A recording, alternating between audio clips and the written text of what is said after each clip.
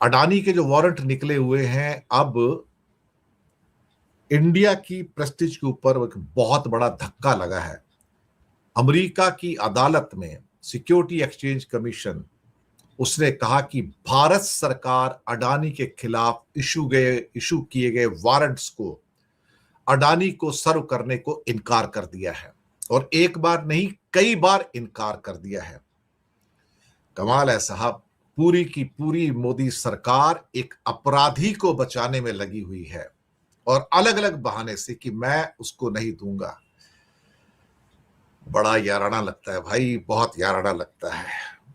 अडानी साहब के खिलाफ वारंट इशू हो गए।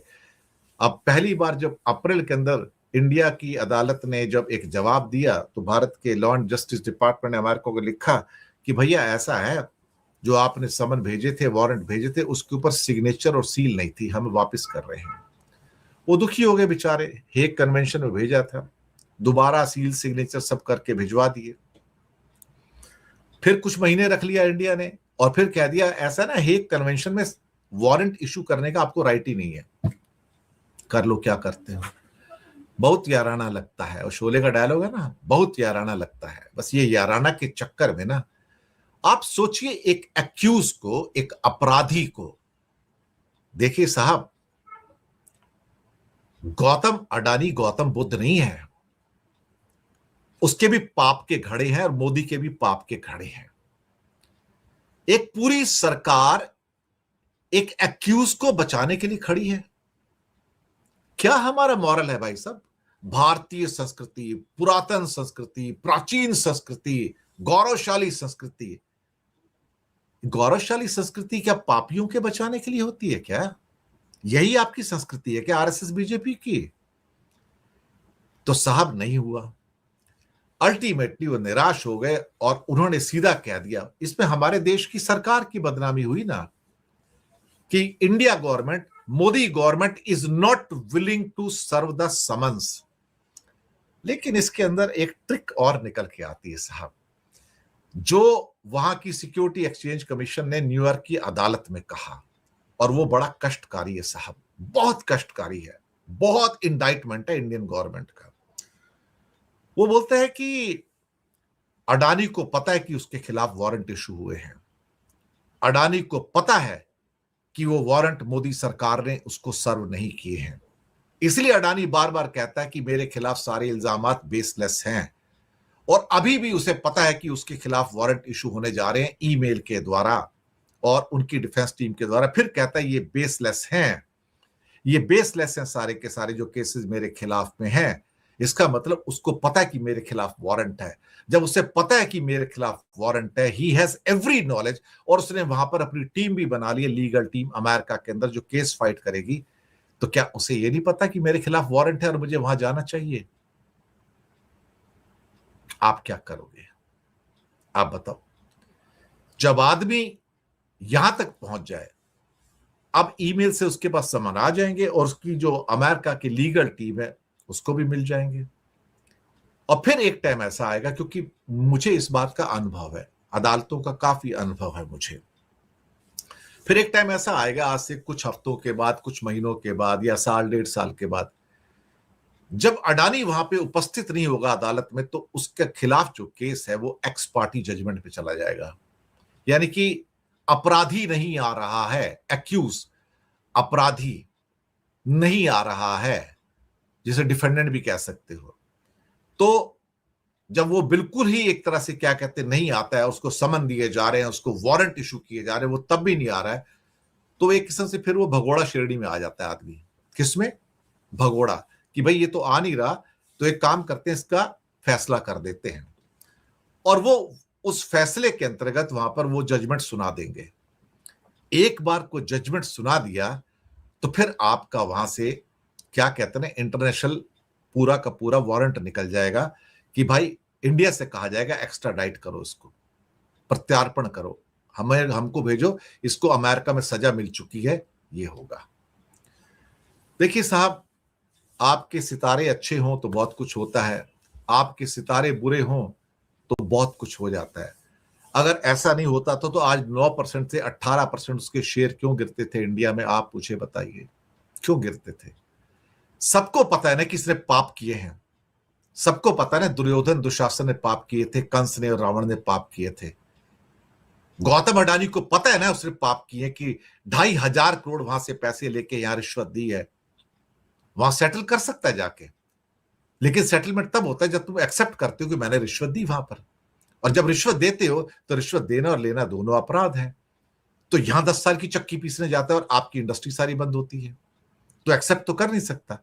तो फिर एक ही चीज आके निकल के आती है कि उसको सजा मिलेगी वहां पे, और वो सजा होगी, और उसका क्रिमिनल केस भी है और सिविल केस भी है, और फिर दोनों में सजा मिलेगी। और एक बार को तुम सजा याफ्ता हो जाते हो तो तुम्हें कोई बैंक लोन नहीं देता है, इंटरनेशनल बैंक भी कोई लोन नहीं देगा, और भारत के अंदर भी बैंक कहेंगे तुम तो कन्विक्ट हो, तुम तो अपराधी हो, तुम तो जेल याफ्ता हो, तुम्हें क्यों लोन दिया जाएगा, तुम्हें नहीं देंगे हम। तो इंसान का कोलैप्स हो जाता है। साहब, वक्त वक्त की बात है। आपने सुना होगा पुराने जमाने के अंदर बड़ी बड़ी कंपनियां होती थी, Ambassador company, Premier Padmini, Mafatlal group, इतने बड़े बड़े इंडस्ट्रीज थे, पता नहीं कहां चले गए, सब गायब हो गए साहब, कोई नजर नहीं आते, खाक हो गए पूरे के पूरे। कब कौन मिट्टी में मिल जाए क्या पता लगता है साहब। वक्त वक्त की बात है, तो वक्त वक्त की बात है। नरेंद्र मोदी की फजीहत पर फजीहत करने के बाद उनका दोस्त Donald my friend Trump Adani के पीछे पड़ गया है। आपको पता ही है कि अमेरिका ने अडानी को फ्रॉडिया घोषित कर रखा है। जिस दिन अमेरिका की धरती पर पैर रखा उसी दिन अमेरिका के तिहाड़ जेल में डाल दिया जाएगा। साल भर से ज्यादा समय से यह मामला ठंडे बस्ते में पड़ा हुआ था, या कह सकते हैं कि भारत सरकार ने ठंडे बस्ते में डाल रखा था। लेकिन अब एक बार फिर से अमेरिका हथकड़ी लेकर अडानी की खोज में जुट गया है, और भाजपा की बोली नहीं निकल रही है। मोदी के मित्र का मामला है। देखिए, जैसे भारत में सेबी है ना, उसी तरह अमेरिका में SEC है, सिक्योरिटीज एंड एक्सचेंज कमीशन, यानी अमेरिकी प्रतिभूति और विनिमय आयोग। भारत ने गौतम अडानी को समन जारी करने का अधिकार कोई चुनौती दी हुई है। इस पर उसने एक संघीय अदालत से अनुरोध किया है कि वो कूटनीतिक माध्यमों को दरकिनार करते हुए गौतम अडानी और उनके भतीजे सागर अडानी को उनके अमेरिकी वकीलों और ईमेल के जरिए नोटिस तामील करने की अनुमति दे। SEC ने 21 जनवरी को न्यूयॉर्क के ईस्टर्न डिस्ट्रिक्ट अदालत में दायर एक याचिका में कहा है कि हमें उम्मीद नहीं है कि हेग कन्वेंशन के तहत नोटिस की तामील हो पाएगी। भारत का इरादा नहीं लगता है, लिहाजा हम फरवरी 2025 से जिस संधि की प्रक्रिया का पालन कर रहे थे उसे छोड़ने का फैसला किया। बहुत बड़ी बात है। अमेरिका कहता है कि अडानी ने अमेरिका की जनता से झूठ बोलकर, धोखाधड़ी करके उसे झांसे में रखकर 75 करोड़ डॉलर के बॉन्ड पेश किए और अमेरिकी निवेशकों से लगभग 17.5 करोड़ डॉलर जुटाए भी। नियम के अनुसार भारत सरकार ही अमेरिकी अदालत के समन की तामील अडानी को करा सकती है, लेकिन वो पिछले 14 महीने से ऐसा करने से बच रही है, फाइल पर बैठी हुई है। भारत के विधि और न्याय मंत्रालय के साथ करीब 1 साल तक चला पत्राचार और बातचीत किसी नतीजे पर नहीं पहुंच पाई, लिहाजा अब अमेरिका के सब्र का बांध टूट रहा है।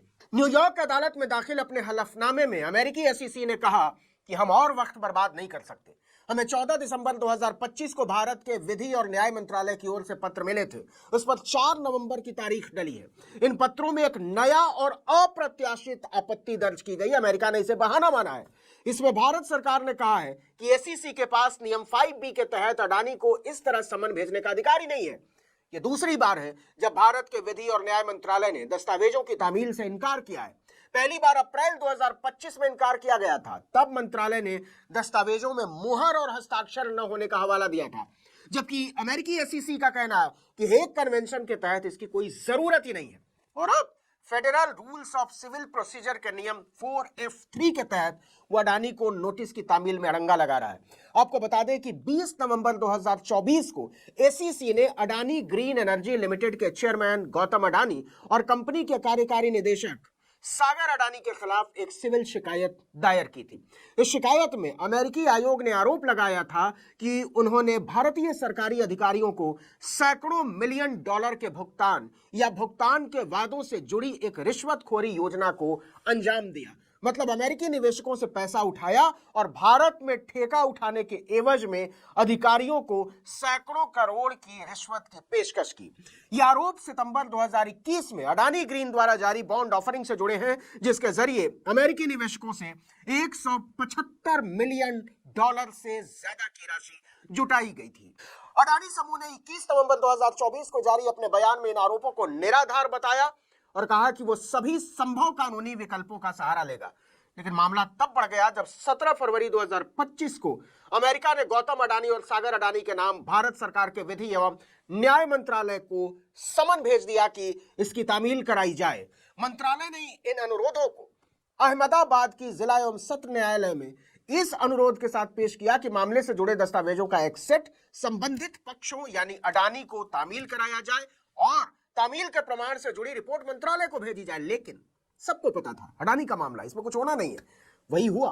कुछ हफ्तों बाद 16 अप्रैल 2025 को मंत्रालय ने इन अनुरोधों को बिना तामील किए वापस लौटा दिया। मंत्रालय ने अमेरिका को बताया कि फॉरवर्डिंग लेटर पर ना तो कोई मुहर है और ना ही हस्ताक्षर। मॉडल फॉर्म पर भी अनुरोध करने वाले प्राधिकरण की कोई मुहर नहीं है, इसलिए इसकी तामील नहीं कराई जा सकती। इसके बाद एसईसी ने 27 मई 2025 को अनुरोध दोबारा भेजा और इसके साथ एक चिट्ठी भी नत्थी की। उसमें कहा गया कि हेग कन्वेंशन के तहत न तो कवरिंग लेटर चाहिए और न ही मॉडल फॉर्म पर मुहर लगाना जरूरी है। एसईसी ने चिट्ठी में यह बताया कि उसके पास ऐसे कई पुराने रिकॉर्ड मौजूद हैं जिनमें हेग सर्विस कन्वेंशन के तहत भारत की सेंट्रल अथॉरिटी को भेजे गए अनुरोध बिल्कुल इसी तरह के फॉर्मेट में थे और आपने बिना किसी समस्या के उनकी तामील कराई थी। इसमें दिसंबर 2024 तक भेजे गए अनुरोध भी शामिल हैं जिन पर कोई मुहर नहीं थी और कवर लेटर डिजिटल रूप से साइन किए गए थे। एसईसी ने यह भी कहा कि वो अन्य देशों की सेंट्रल अथॉरिटीज को भी नियमित रूप से ऐसे ही अनुरोध भेजता है बिना मुहर के और डिजिटल हस्ताक्षर वाले फॉरवर्डिंग लेटर्स के साथ, और आमतौर पर उन पर कोई आपत्ति नहीं की जाती। लेकिन भारतीय विधि एवं न्याय मंत्रालय की ओर से कोई जवाब नहीं भेजा गया। एसीसी ने अमेरिकी अदालत में कहा कि हमारे ऑफिस ऑफ इंटरनेशनल अफेयर्स ने 3 अप्रैल 2025 को स्थिति जानने के लिए भारत सरकार को एक फॉलो अप चिट्ठी भेजी थी, लेकिन अडानी से जुड़े इस गंभीर मामले में कोई जवाब नहीं आया। इसके बाद अमेरिका ने 12 सितंबर को दूसरा रिमाइंडर भेजा, उसका भी कोई जवाब नहीं आया। अडानी के मामले में भारत के साथ चिट्ठी चिट्ठी खेलते अमेरिका को 14 महीने बीत चुके हैं। अब एसीसी ने जज निकोलस गरोफिस से अनुरोध किया है कि उसे अडानी की तरफ से अमेरिका में हायर की गई अमेरिका स्थित कानूनी फर्मों, उसके वकीलों और उनके कारोबारी ईमेल पतों के जरिए नोटिस भेजने की अनुमति दी जाए। आपको बता दें कि सागर अडानी ने हेक्कर फिंक एलएलपी को अपना वकील नियुक्त किया है, वहीं गौतम अडानी ने किर्कलैंड एंड एलिस एलएलपी और क्विन इमैनुअल और क्वार्ट एंड सुलिवन एलएलपी को वकील फर्म नियुक्त किया है। इन सभी फर्मों के वकीलों ने 28 फरवरी 2025 को एसीसी के सामने अपने आप को गौतम अडानी और सागर अडानी का वकील बताया था। अगर अदालत इस पर रजामंदी दे देती है तो गौतम अडानी और सागर अडानी को नरेंद्र मोदी डोनाल्ड ट्रंप की मर्जी के खिलाफ ज्यादा समय तक नहीं बचा पाएंगे। तो क्या यही वो कमजोर नस है जो ट्रंप बार बार दबाते रहते हैं? एसीसी ने कहा है कि अडानी बंधुओं को अच्छी तरह पता है कि हम उनके खिलाफ अमेरिकी जनता के साथ धोखेबाजी और जालसाजी का मामला चलाने जा रहे हैं। अब देखना होगा कि नई परिस्थितियों में मोदी कब तक अडानी के आगे ढाल बनकर खड़े रहते हैं। और इससे आगे का सवाल, अडानी को अमेरिकी जनता के साथ धोखाधड़ी और जालसाजी के मामले में एक कारोबारी के तौर पर वो अमेरिकी कार्रवाई से क्यों बचाना चाहते हैं? क्या उन्हें अपने डोनाल्ड माई फ्रेंड पर अब इतना भी भरोसा नहीं रह गया कि उनके रहते उनके जिगरी यार के साथ अन्याय नहीं होगा?